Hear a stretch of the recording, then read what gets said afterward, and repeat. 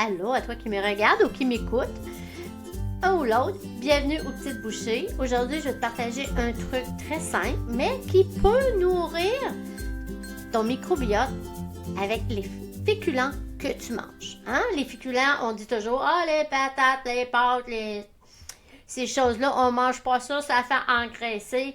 Ben, en fait, c'est pas tant que ça fait engraisser, c'est que ça a beaucoup de sucre.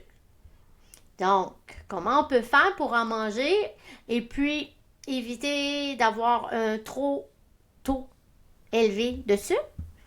Je vous partage ça, direct là. Dans le fond, les aliments qui sont riches en amidon, on le sait, je vais t'en nommer quelques-uns, c'est le riz, le gruau, les pommes de terre. Et c'est souvent ça qu'on va nous dire de ne pas manger. Parfois parce que, justement, comme j'ai dit tantôt, c'est haut en sucre. Alors là, moi, ce que je te dis aujourd'hui, c'est que si tu veux en manger, je te donne un truc qui va t'aider, autant pour ta microbiote que pour ta glycémie. Parce que ça devient beaucoup plus bénéfique pour toi et pour ta santé intestinale quand tu laisses refroidir les aliments que tu fais cuire et que tu les mets au frigo, tu t'en sers le lendemain. Ça, c'est une belle occasion qu'on appelle de faire augmenter l'amidon résistant. Alors, peut-être que là, tu te dis, ben c'est quoi ça, l'amidon résistant? C'est une forme d'amidon que notre corps, tout le monde, il digère pas bien. On va dire ça comme ça, il ne digère pas complètement.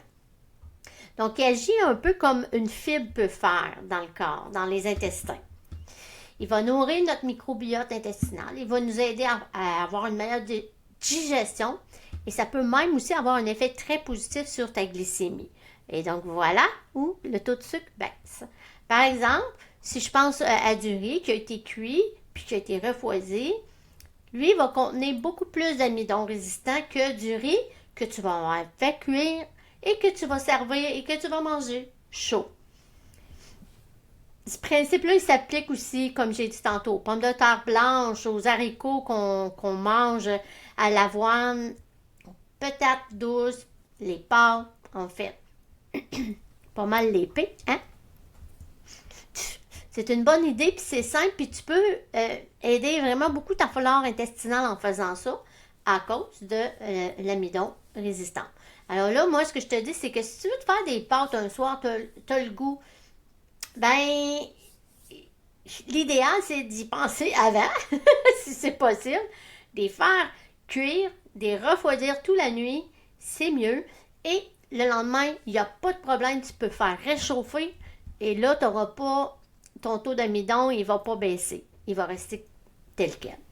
C'est vraiment l'idéal. Tu mets ça au frigidaire puis tu l'oublies. Donc, tu sais, en début de semaine, tu peux faire tes patates, tu peux faire ton riz, tu peux faire tes pâtes, peu importe ce que tu manges, tes malades, tes oublies et tes réchauffes quand tu en as besoin. Le taux d'amidon résistant, il va rester encore plus élevé, même après avoir été réchauffé.